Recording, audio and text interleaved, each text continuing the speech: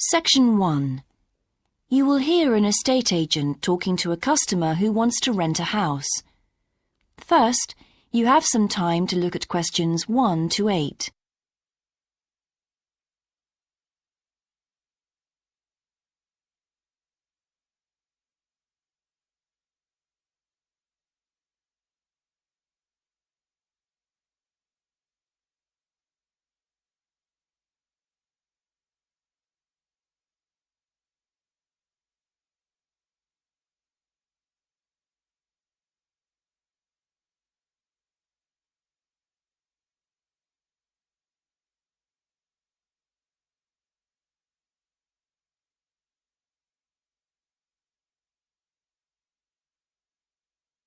You will see that there is an example that has been done for you. On this occasion only, the conversation relating to this will be played first. Good morning. How can I help you? Hello. I'm interested in renting a house somewhere in the town. Right. Could I have your name, please? Yes, it's Stephen Godfrey. And tell me how many bedrooms you're looking for. Well, we'd need 4 because I'm going to share the house with 3 friends. The number of bedrooms needed is 4, so 4 has been written in the space. Now we shall begin. You should answer the questions as you listen, because you will not hear the recording a second time. Listen carefully and answer questions 1 to 8. Good morning. How can I help you? Hello. I'm interested in renting a house somewhere in the town. Right. Could I have your name, please? Yes, it's Stephen Godfrey. And tell me how many bedrooms you're looking for. Well, we'd need 4 because I'm going to share the house with 3 friends. OK. There are several of that size on our books. They mostly belong to families who are working abroad at the moment. What about the location? It'd be nice to be central. Oh, that might be difficult, as most houses of that size are in the suburbs. Still, there are a few. What's your upper limit for the rent? We'd like something around £500 a month, but we could go up to £600 if we have to. But we can't go beyond that. Do you know how long you want to rent the house for? The minimum let is 6 months, as you probably realise. We're at college here for 2 years, and we don't want to have to move during that time if we can avoid it. Right. And how soon do you want to move in? All our lets start on the 1st of the month. Well, as soon as possible, really, so that means September 1st. OK. Let me have a look at what we've got. We have photographs of all the houses on our book, so you can get an idea of what they're like. There's this one in Oakington Avenue at £550 a month, combined living room and dining room with a separate kitchen. It doesn't have a garage, though you can park in the road. We'd prefer to have one if possible. Right. Then have a look at this house in Mead Street. It's got a very large living room and kitchen, bathroom, cloakroom. How much is it? That one's £580. It's very well furnished and equipped. It also has plenty of space for parking, and it's available for a minimum of a year. Oh, and there's a big garden. I don't think we could cope with that, to be honest. We'll be too busy to look after it. OK. Then there's this older house in Hamilton Road. Living room, kitchen, diner, and it has a study. £550 a month. That looks rather nice. But whereabouts in Hamilton Road? Towards the western end. Oh, that'll be very noisy. I know the area. Yes, it's pretty lively, but some people like it, though. Well, what about this house in Devon Close? That looks lovely. There's a big demand for houses in that area, so prices tend to be quite high. But this one hasn't been decorated for a few years, which has kept the rent down a bit. It's got a living room, dining room and small kitchen, and it's £595 a month. I think it would suit you from what you've said. It sounds fine. Before you hear the rest of the conversation, you have some time to look at questions 9 and 10.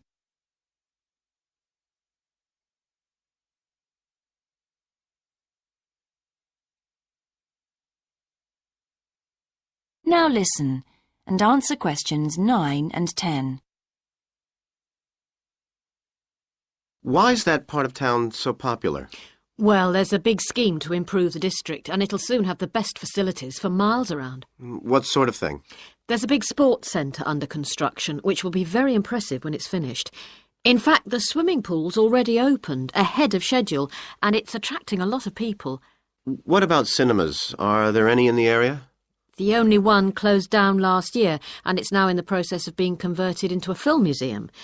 The local people are trying to get a new cinema added to the scheme. I think I heard something about a plan to replace the existing concert hall with a larger one. Ah, that's due to start next year. Well, it sounds an interesting area to live in. Could I go and see the house, please? Yes, of course. That is the end of section 1. You now have half a minute to check your answers. Section 2. You will hear a man talking on the radio about a national arts centre. First, you have some time to look at questions 11 to 16.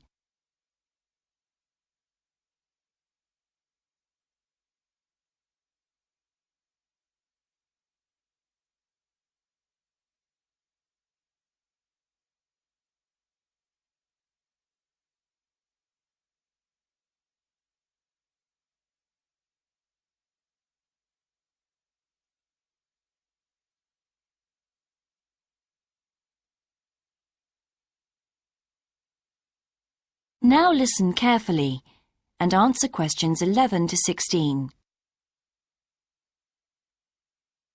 Hello, and welcome to Focus on the Arts. I'm your host, Dave Green, and this is your very own local radio programme. Every Friday evening, we put the spotlight on different arts and culture facilities and look at the shows and events that are on offer in the coming week.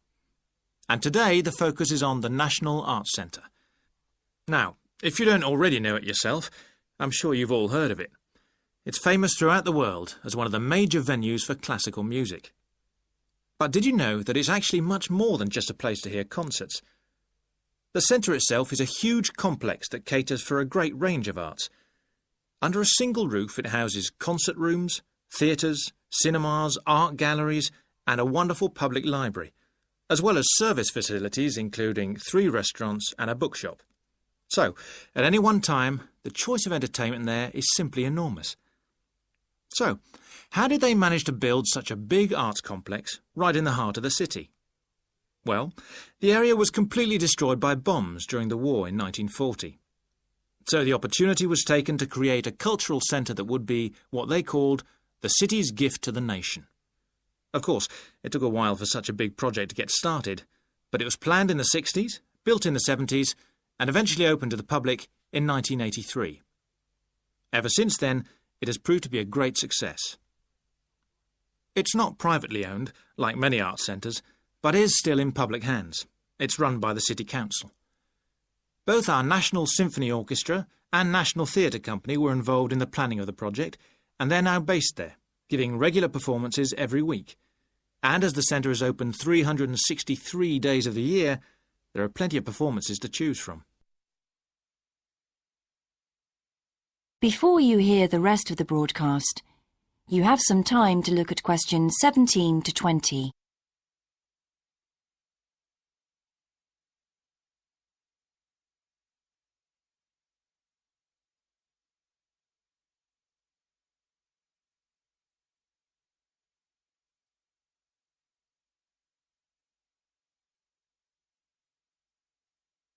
Now listen and answer questions 17 to 20.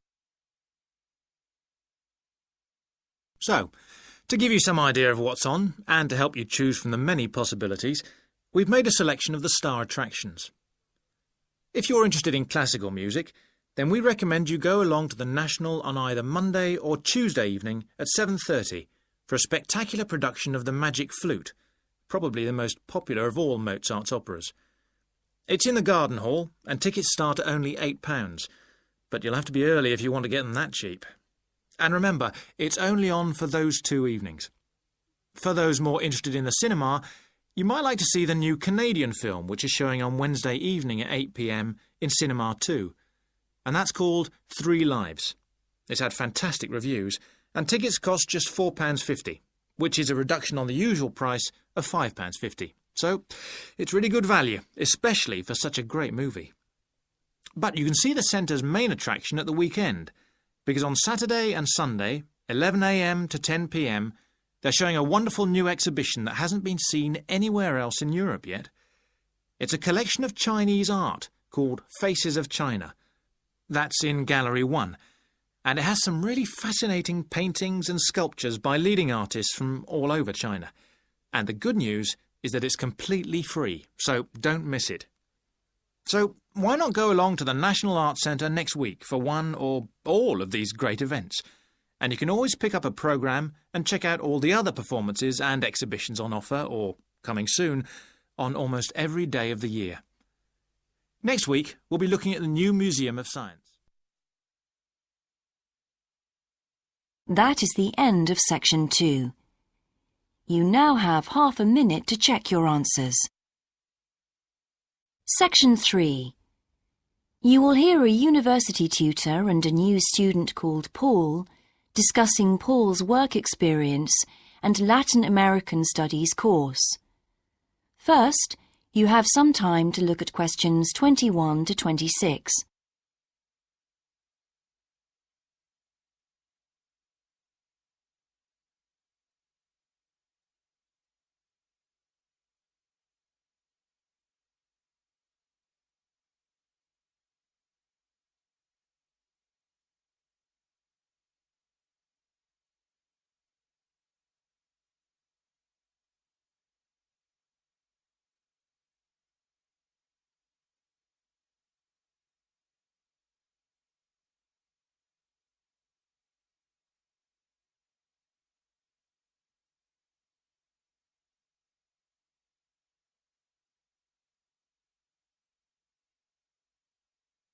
Now listen carefully and answer questions 21 to 26. I've been reading your personal statement, Paul. First, let's talk about your work experience in South America. What took you there? Was it to gain more fluency in Spanish? Well, as I'm combining Spanish with Latin American studies, my main idea was to find out more about the way people lived there. My spoken Spanish was already pretty good, in fact. So you weren't too worried about language barriers? No. In fact, I ended up teaching English there, although that wasn't my original choice of work. I see. How did you find out about all this? I found an agency that runs all kinds of voluntary projects in South America. What kind of work? Well, there were several possibilities. You mean construction, engineering work? Yes, getting involved in building projects was an option. Then there was tourism, taking tourists for walks around the volcanoes, which I actually chose to do, and then there was work with local farmers. But you didn't continue with that project. Why not? Because I never really knew whether I'd be needed or not. I'd thought it might be difficult physically, but I was certainly fit enough.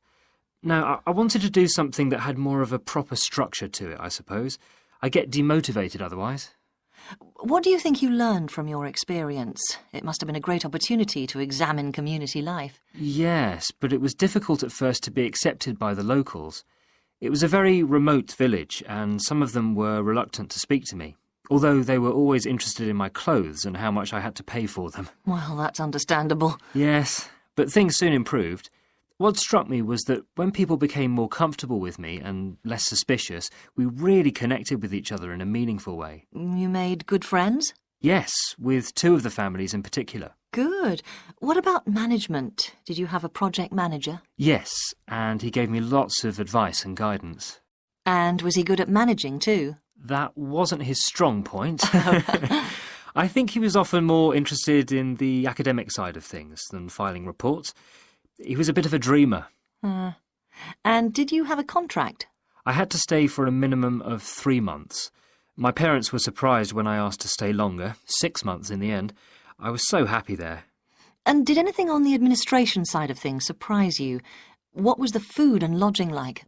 Simple, but there was plenty to eat, and I only paid $7 a day for that, which was amazing, really.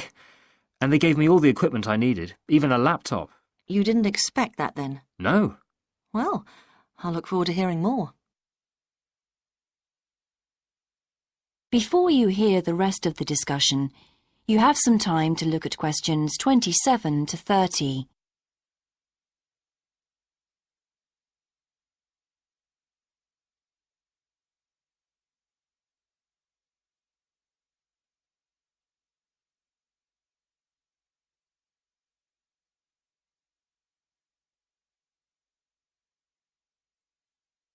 Now listen and answer questions 27 to 30.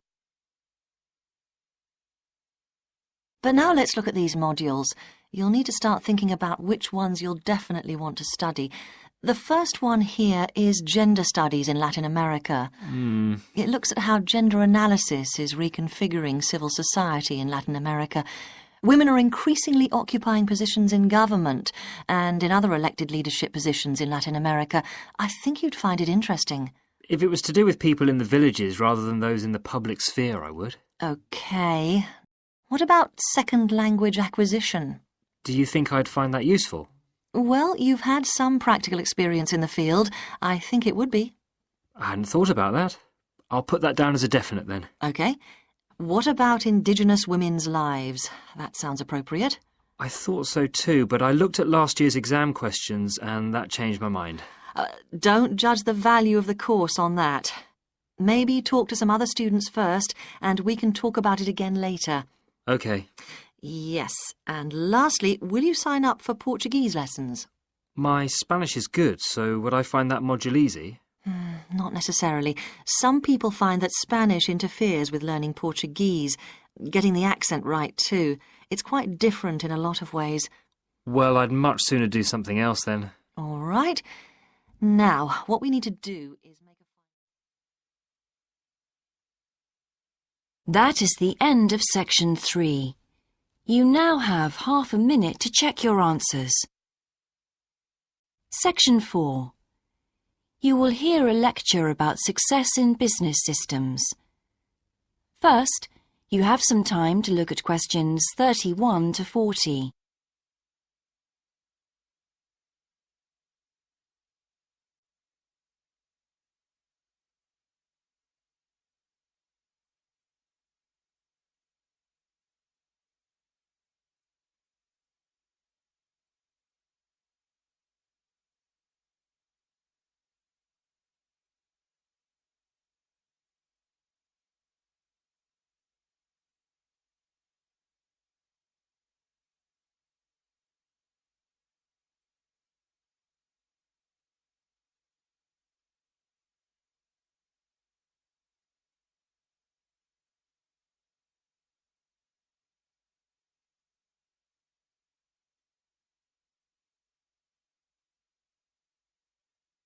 Now listen carefully and answer questions 31 to 40.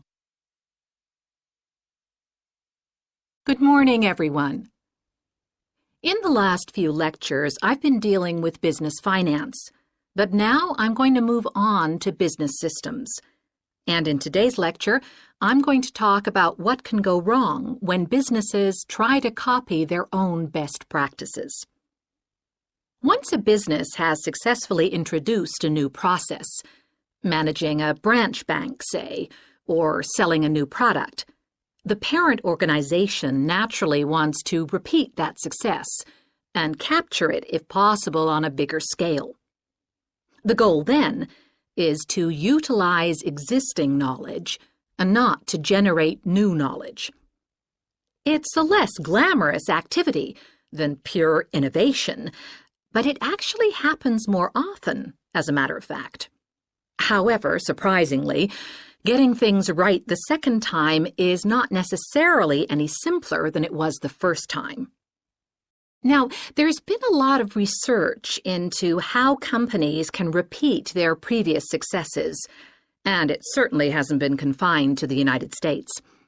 It seems that most large industries are trying to repeat their own successes and manage the knowledge they've acquired.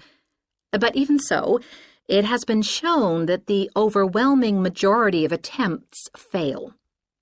A host of studies confirm this, covering a wide range of business settings. branch banks, retail stores, real estate agencies, factories, call centers, to name but a few. So why do so few managers get things right the second or third time? Let's consider one reason for failure: placing too much trust in the people who are running the successful operation, the experts, shall we say. Managers who want to apply existing knowledge typically start off by going to an expert, such as the person who designed and is running a successful department store, and picking their brains.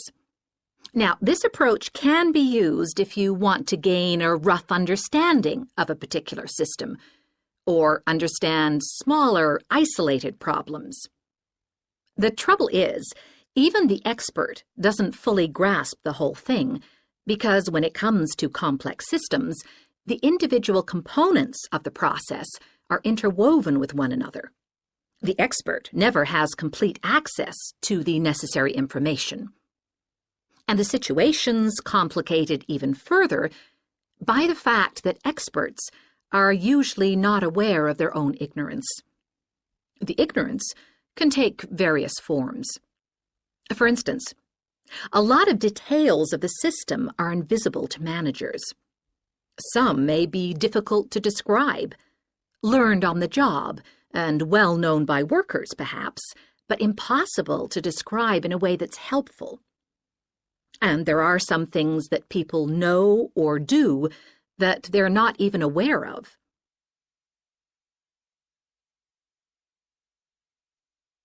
Now, let's consider two types of mistake that can occur when a manager actually starts to set up a duplicate system to replicate a successful process.